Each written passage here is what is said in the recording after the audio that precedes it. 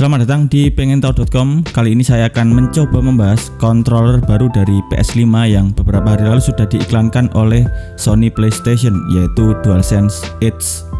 Seperti yang kita tahu bahwa PS5 mempunyai controller yang lebih inovatif dari DualShock 4 milik PS4, yaitu DualSense, di mana fitur yang diunggulkan adalah adaptive trigger dan haptic feedback.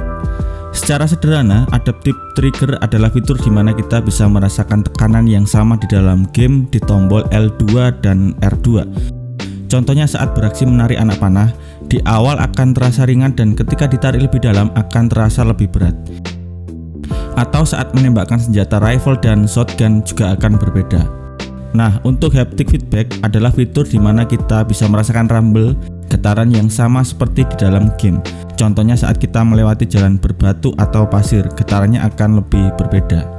Walaupun tidak semua pemain suka dengan fitur tersebut karena faktor kelelahan atau memang tidak memerlukan fitur tersebut karena bermain game di kompetitif, DualSense tetap menjadi controller yang inovatif saat ini. Tidak lama kemudian, Sony PlayStation mengeluarkan lagi controller yang lebih inovatif dari DualSense, yaitu DualSense Edge. Secara visual, DualSense Edge memiliki kombinasi warna yang berbeda, di mana pada trackpad-nya mempunyai warna hitam dan mempunyai emboss kecil-kecil yang sangat banyak dengan visual action button, yaitu kotak, segitiga X, dan bulat. Dengan LED warna biru yang membuat controller ini lebih menarik. DualSense Edge adalah controller yang diperkenalkan untuk kustomisasi penuh oleh pemain yang suka tweaking atau mengatur kontrolernya sesuai dengan selera masing-masing. Kustomisasi yang pertama dikenalkan adalah swappable stick caps, di mana kita bisa mengganti caps analog dengan analog caps yang mempunyai grip dan travel distance yang berbeda. Tidak sampai itu saja, analog kanan dan kiri dari DualSense Edge ini dapat dilepas karena secara mekanik analog ini tidak disolder di PCB controller, melainkan dipasang secara plug and play, dan namanya adalah replaceable stick module. Caranya sangat mudah sekali, tinggal melepas cover analog dan tinggal menarik sticks modulnya. Kustomisasi yang kedua ada pada back button atau programmable key yang memiliki dua tipe bentuk berbeda, yaitu tipis dan bulat.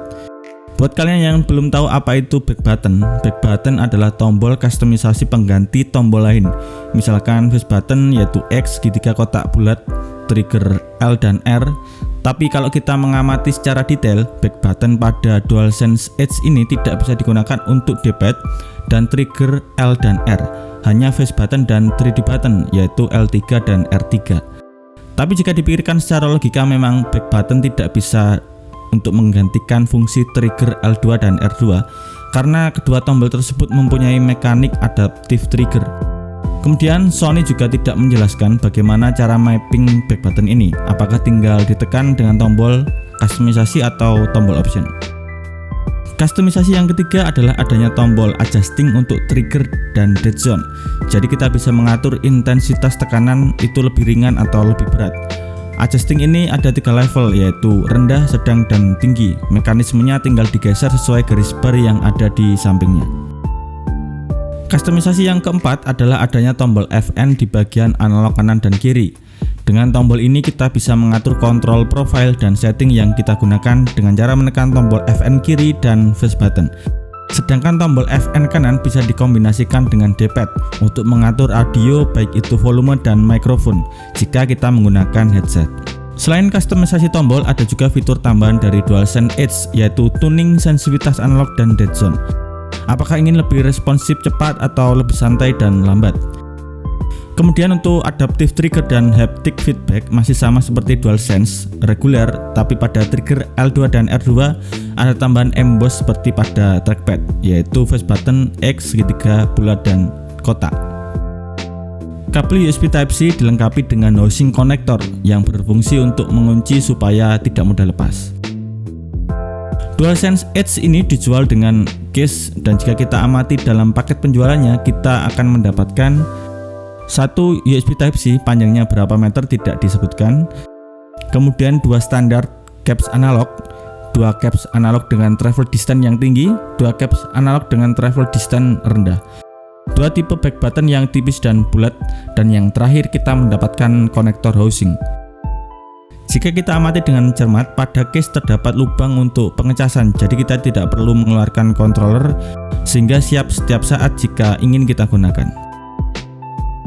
Anehnya pada paket penjualan DualSense Edge ini tidak disertakan modul analog yang harusnya include dalam paket penjualan, karena menurut saya fungsi utama desain modul analog yang bisa dilepas itu berfungsi untuk penggantian jika modul analognya rusak. Nah, itulah beberapa detail yang bisa saya bahas dari DualSense Edge. Tentunya jika kita melihat yang diiklankan oleh Sony PlayStation, controller ini akan menjadi controller inovatif yang bisa memberikan pengalaman bermain game di konsol PS5 lebih imersif dan lebih menyenangkan. Apakah kalian tertarik untuk membeli DualSense Edge yang pastinya harganya bisa jadi 2 kali lipat DualSense reguler? Untuk pre-ordernya sendiri bisa mulai dari tanggal 25 Oktober 2022. Semoga dengan video ini bisa membantu kalian untuk mendapatkan referensi tentang dunia controller konsol. Terima kasih sudah menonton video ini dari awal sampai akhir. Sampai ketemu di video selanjutnya.